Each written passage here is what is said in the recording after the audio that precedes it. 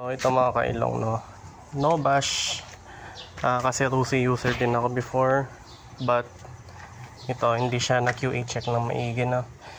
Pang ilang mekaniko na ang nabalik dito.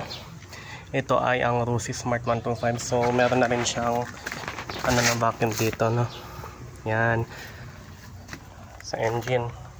Ngayon nakailang mekaniko kahit anong tono ng carburetor mo, nagpalit na rin ng ignition coil, pero ganun pa rin, cold start, ang hirap paanda rin, tapos pupugak-pugak, pangit yung cycle ng gasolina. So upon checking, dahil kahit anong nasabi ng may-ari, nahirapan nga, so naghinala ako, chinek ko, ayan yung timing yan, letter T.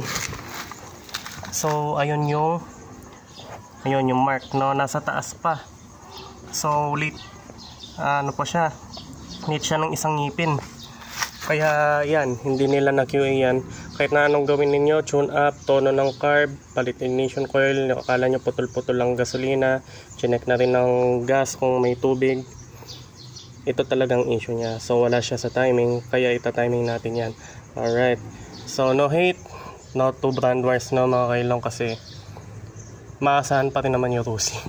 Mali lang yung ibang mekaniko na nagda-diagnose. Alright, approve ko sa may-ari na bubuksan ko na. So ayan, hindi ko pa nakakalag yung gear ng timing chain. So ayan, tutok yan na. Ang layo niya sa mark, diba? Ayan, ayusin natin. Ayan, sa letter T, bingo. Ay hindi pala, yan T, diba? Tutok na siya ngayon. Grabe. Ayan,